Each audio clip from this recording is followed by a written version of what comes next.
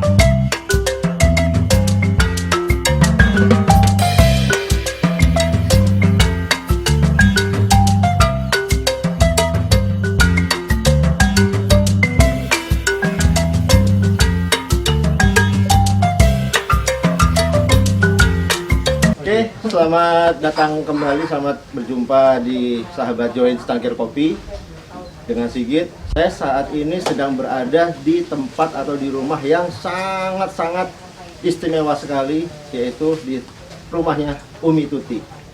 Oke, ini bisa diceritakan untuk latar belakangnya, bank sampah ini apa, ini seperti apa gitu. Oke, siap. Assalamualaikum warahmatullahi wabarakatuh. Waalaikumsalam. Salam semangat Bank Sampah Budi Luhur.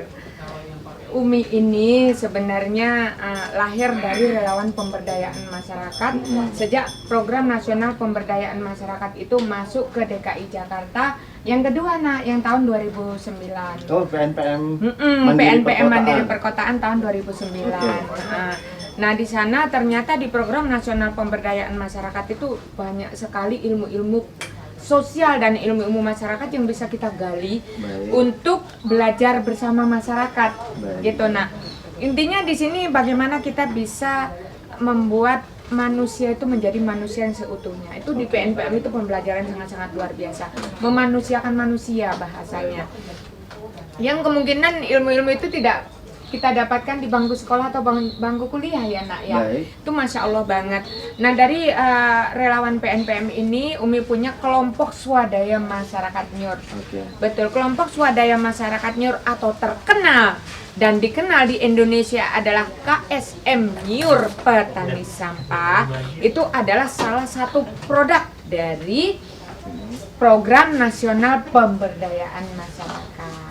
Oke, berarti kegiatan ini sudah lama sekali ya? Banget, dari 2009 nah. Oke. Dari 2009. Nah, itu kegiatannya itu apa aja sih Umi, selain ngumpulin sampah atau apa sih sebenarnya kegiatannya? Nah, jadi PNPM Mandiri Perkotaan yang di sini Umi punya kelompok swadaya masyarakat Nyur, itu memang kita berdasar bagaimana kita memberdayakan masyarakat dengan mengangkat sampah. Yang orang bilang sampah itu kan sampah, nggak ada gunanya. Tapi ternyata sampah itu kalau kita pilah bisa jadi berkah, dan berkah itu bisa jadi modal utama untuk mendongkrak ekonomi kreatif. Oke. Tanpa harus punya modal uang, dengan modal sampah yang terpilah kita bisa membangun sebuah bahasa besarnya industri kecil rumah tangga gitu sayang. Nah, kalau untuk sampah ini Berarti sampah apa aja ya Umi ya? Apa digolongkan menjadi sampah organik dan non organik atau gimana Umi? Nah, untuk sampah sendiri sesungguhnya nak, kalau sudah sampah itu dipilah, semuanya bermanfaat. Baik. Jadi ada yang digolongkan sampah organik, yaitu sampah basah. Pastinya teman-teman ngerti lah di luaran sana sampah Oke. organik itu jenisnya apa saja. Kayak sayuran. Betul, gitu ya. sayuran, sisa-sisa Oke. makanan itu bisa jadi bahan untuk membuat pupuk kompos. Oke. Nah, bisa bahan untuk membuat ekoenzim. Oke. Ekoenzim itu keren banget. Nanti kita akan bahas itu Iya. ekoenzim apa. Terus satu lagi yang paling rakus untuk membantu kita melumat sampah organik adalah untuk pakan si maggot keren. Oke. Ah. Jadi sampah rumah tangga ini tidak harus dibuang ke TPA ya? Tidak, di Ba- rumah pun kita bisa kelola dengan secara sederhana menjadi produk-produk yang bermanfaat. Tidak hanya untuk kita sendiri, tapi kita bisa berbagi dengan hasil kreasi yang kita kelola dari memproses sampah organik itu tadi. Nah, bisa jadi pupuk, bisa jadi cairan ekoenzim, bisa jadi pupuk organik, benar-benar organik pure dari kita memberikan pakan maggot. Karena hasil kasgot itu hasil media pakan maggot, sisanya itu pupuk organik yang luar biasa keren. Oke, berarti gini sahabat Join, ini aku bisa narik kesimpulan salah satunya dari hasil maggot itu bisa dijadikan kompos. Nah, kompos itu bisa dijual bro. Yes. Nah, itu bisa menghasilkan uang. Nah, ini contoh maggot. Ini ya Umi ya? Ya, Oke. Nah, ini maggot nih, sahabat. Nah, maggot itu belatung BSF atau lalat hitam. betul. Nah, nih. Keren banget tuh, seger banget ya. Nih hari ini nih dari subuh sampai dini hari dia sudah 6 kilo melumat sampah organik kita. Coba. Jadi sekarang Umi itu kewalahan sayang. Kewalahan untuk memberi pakan si maggot. Alhamdulillah dari proses kegiatan kita gerak giat pilah sampah dari rumah, banyak tetangga yang mendonasikan sampah organiknya tidak dibuang, tapi dibawa ke sini untuk dijadikan pakan maggot. Ternyata maggot itu juga bisa memotivasi warga lain supaya dia tidak lagi buang sampah. Oh, jadi bisa menginspirasi Iya, warga sekitar ya? banget. Karena kan hasil pupuknya dia juga boleh minta ke kita, hasil pupuk lumatan si maggot. Berarti biasa langsung buat tanaman langsung ya? Bisa, dan itu keren banget. Di sini banyak tanaman yang luar biasa bagus. Umi kan memang tidak banyak punya tanaman cabai, tapi ada beberapa. Saat ada imbas cabai mahal kemarin sekilo sampai 120.000, Iya. itu Umi tidak karena pohon cabai, walaupun hanya pohon di rumah Umi, karena Umi kasih pupuk dari pupuk hasil olahan kita sendiri, dari sampah organik rumah tangga, terus dari lumatan si maggot. Namanya cabai itu nggak berhenti berbuah, masya Allah banget. Tidak hanya Umi konsumsi untuk diri Umi sendiri, tapi saudara-saudara di lingkungan sini juga boleh ngambil, dan itu keren banget. Terbantu sekali berarti. Alhamdulillah wa syukurillah. Jadi kalau buat Umi justru dari sisa si maggot ini dia hanya menghisap sari-sari dari sampah organik yang kita kasih. Nah, sisa-sisa ampasnya dari sari organik ini, ampas dari sampah organik itu dilumat sama dia, kan dia hangat gitu. Nah, karena gerakan dia nggak berhenti, itu diproses sama si maggot untuk jadi pupuk kompos. Keren banget. Oke. Nah, ini salah satu hasil selain dari pupuk kompos, ini juga ada jadi bahan pakan bro. Gini loh sahabat, ini unik. Belatung tapi bisa dimakan. Enak banget. Nah, ini hasilnya seperti ini, sahabat. Nah, ini rasanya kalau menurut saya pribadi, ini nggak menjijikkan ya, karena ini posisinya sudah kering, terus udah gitu harum karena sudah ditambahkan bumbu-bumbu. Iya. Nah, Diproses, itu- dibersihkan ya, juga. dibersihkan. Dua kali proses pematangan. Selain di oven, langsung disangrai dengan Blue Band, dan itu rasanya masya Allah. Nah, ini rasanya itu kalau menurut saya kayak udang dari danau. Rebon itu ya, kayak rebon. Rebonnya kecil-kecil. Gurih. Gurih banget nih. Saya makan nih, sorry, bukannya apa, nggak menjijikan ya. Saya langsung telan aja, bro. Dia kan relawan cuma Gol, pokoknya rata. Enak kan? panik ya konten. Ternyata saat kita ingin membuat sebuah kegiatan yang kegiatan ini bermanfaat untuk lingkungan dan masyarakat, atau mungkin bisa menumbuhkan ekonomi kreatif sederhana. Betul. Tidak harus kita menunggu modal uang, tidak harus kita menunggu bantuan dari siapapun. Betul. Yang penting kita bergerak dulu awal dengan sederhana kita dari lingkungan kita sendiri. Sebenarnya itu sudah menjadi potensi. Salah satunya sampah itu kalau nggak dibuang dipilah bisa jadi potensi, bisa jadi modal utama untuk mendongkrak ekonomi kreatif gitu. Ini baru sampah organiknya loh yang dibahas. Sampah anorganiknya belum. Oh, belum lagi, lain lagi. Banyak. Oke. Banyak banget. Berarti Nah, sampah anorganik seperti bungkus, macam-macam. kopi, Macam-macam. botol-botol. Bener. Jadi sampah anorganik itu ada yang ada nilai jualnya. Baik. Ada 46. Ini saya kasih contohnya. Iya, betul. Jadi ada 46 jenis sampah anorganik yang ada nilai jualnya. Nah, itu bisa ditimbang. Kalau belum ada bank sampah bisa ditimbang di pengepul. Tapi kalau ada bank sampah kita bisa kerjasama dengan bank sampah. Nah, ini yang tidak ada nilai jualnya. Ini bungkus kemasan saset. Ini sama dengan kalau di persampahan namanya sampah multilayer. Multilayer itu tidak ada nilai jualnya, nak. Baik. Tapi bisa dijadikan bahan atau modal edukasi daur ulang. Nih kayak gini. Ini topi, keren kan? Topi ini bahannya dari kantong plastik kresek. Kalau dibuang bumi kita tertutup pori-porinya. Saat musim hujan kita kebanjiran, saat musim panas kita kekeringan. Tapi kalau kita pilah dan kita jadikan bahan kreasi daur ulang, keren, cantik. Tuh, gimana? Nggak kalah dengan yang branded, bener nggak sih? Betul sekali Tuh. ini. Dan ini adalah dari sampah multilayer lainnya. Ini adalah dari kemasan saset, plastik apapun jenisnya, bisa dijadikan bahan edukasi daur ulang juga. Apapun yang kita ingin buat bisa. Mau bikin tempat laptop, mau bikin tas jinjing, mau bikin tempat mukena, atau mau bikin apapun, bisa dari bahan kreasi daur ulang ini, bisa dari bahan saset, dan sangat mudah membuatnya. Mau bikin tikar, bisa. Kalau Umi tuh pengennya lebih bahasa tikar itu kayaknya biasa. Nah, justru Umi menyebut itu permadani daur ulang. Wah, keren banget. Umi sudah membuat permadani daur ulang terbesar di dunia. Luasnya 100 meter persegi dengan menghabiskan kemasan saset berbagai macam itu 300.000 lembar. Masya Allah kan. Coba kalau dibuang sayang. Nah, itu dia. Nah, ini kembali lagi nih Umi. Dari ada nggak sih yang, mohon maaf ya Umi ya, perusahaan-perusahaan atau lembaga-lembaga yang sudah memperhatikan Umi?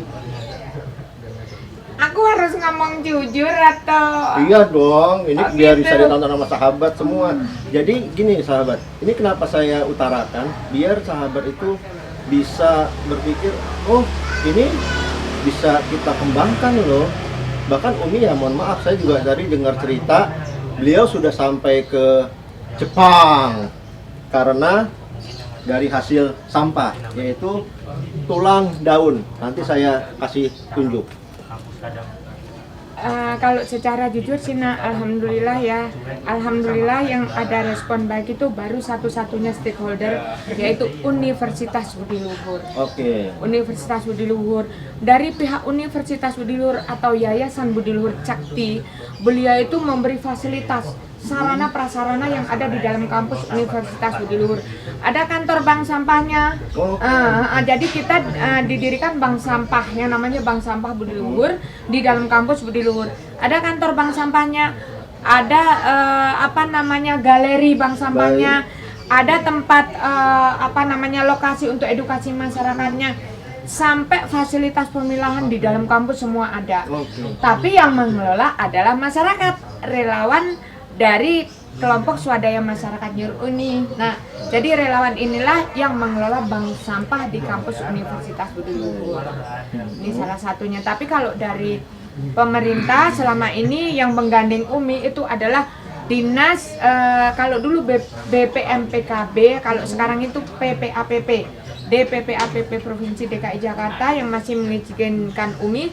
Setiap ada pameran teknologi tepat guna nasional, Umi menjadi salah satu yang menduduki stand DKI Jakarta sebagai perwakilan dari relawan pemberdayaan masyarakat keliling Indonesia dari 1999 hingga kemarin terakhir karena sebelum pandemi 2019 itu terakhir di Bengkulu. Di Bengkulu, keliling Indonesia. Karena sampah udah berkeliling Indonesia. Alhamdulillah. Oke. Alhamdulillah. Masya Allah banget. Jadi sahabat Join bisa bukannya apa ya, tapi ini bisa menjadi salah satu contoh atau motivasi sahabat Join ya.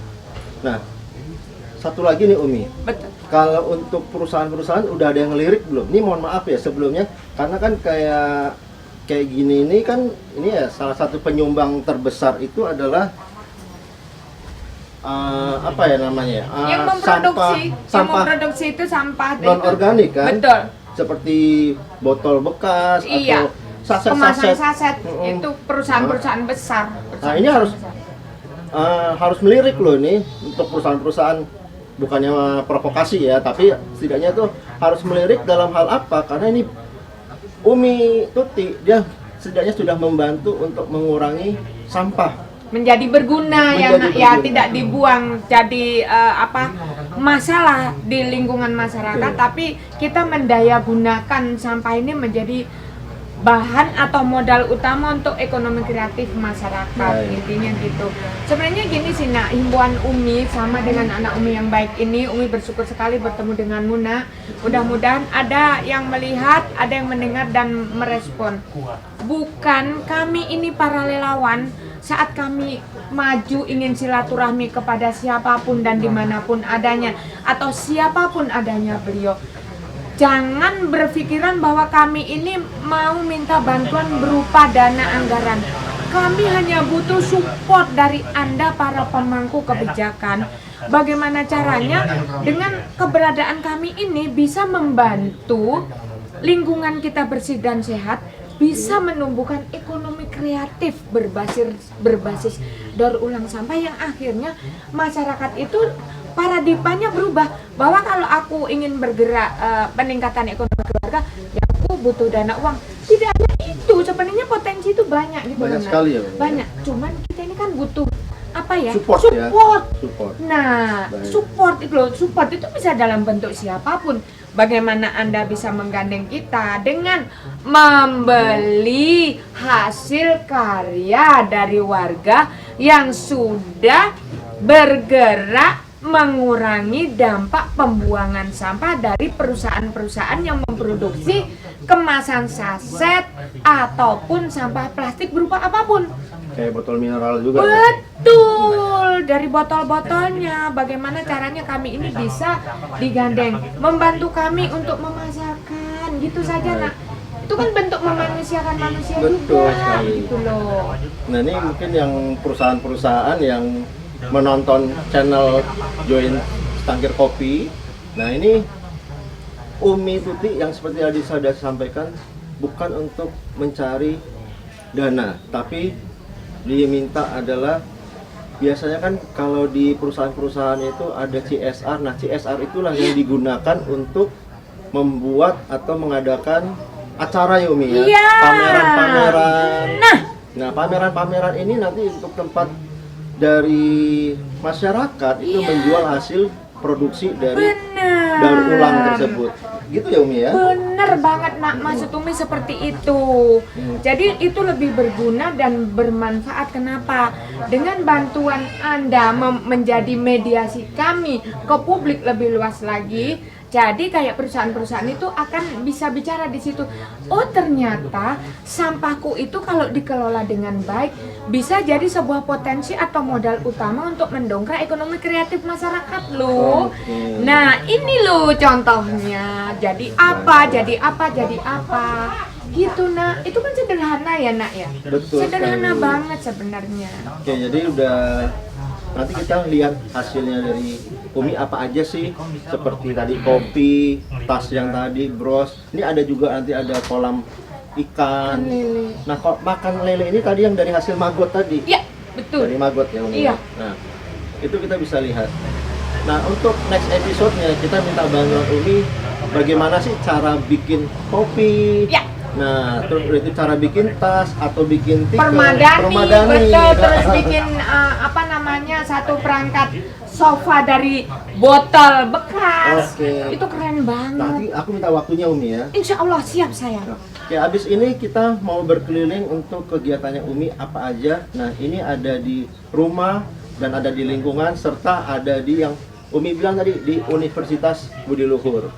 Oke, stay tune. Terima kasih sahabat. Nggak apa-apa, dititip dulu. Ini yang dari RT 1 yang Bu Silvi. Nggak apa-apa ditimbang sekarang. Jadi kita ada penimbangan nih Bun, ada penimbangan sampah. Dan ini subhanallah banget anak-anak ini, luar biasa dia termotivasi. Kita sebenarnya penimbangan itu per 2 minggu sekali. Tapi kita tetap membuka kemungkinan jika di rumah mereka itu sudah banyak terkumpul, kita tetap terima. Kita catat di buku catatan tabungan. Yang insya Allah nanti kita akan buka tabungan itu sebelum Ramadan. Nah, bulan Maret kita akan tepuk tabungan itu. Bentar ya sayang ya, tunggu dulu nanti ditimbang sama Umi.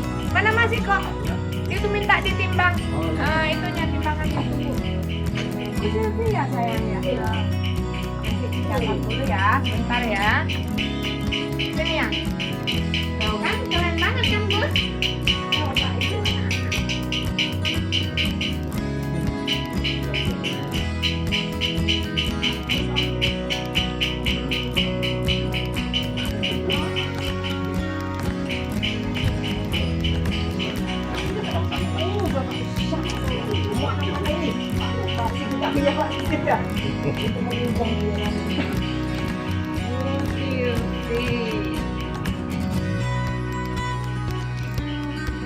Oh, ada pembukuannya ya Bunda ya? Ada dong, semua lengkap nih buku tabungannya nih.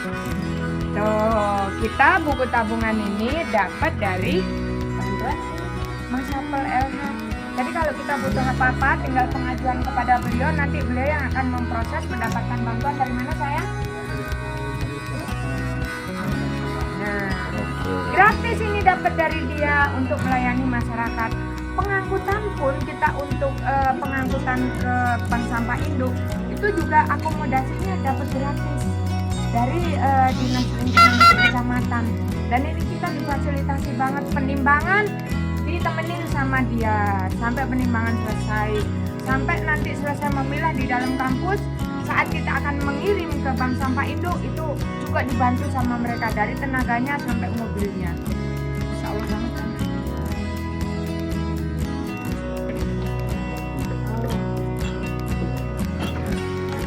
Botol ini bisa semua Bun, kaleng, bekas Wah. kaleng apapun bisa. Ini saya butuhin. Ikan cupang. Iya, betul.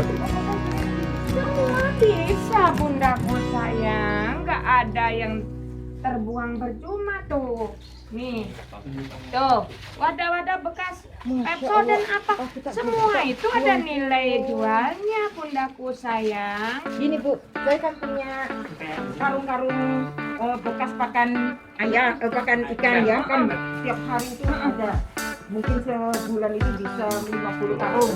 Nanti rumah-rumah tak kasih karung-karung di sini. Nah, terus karung, ini botol, ini terus, ini gelas. Nah, saya kasih semua dua-dua.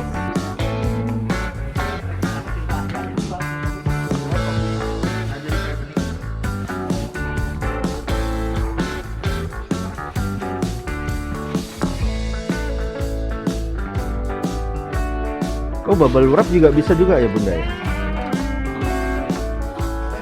Kantong kresek itu namanya asoy.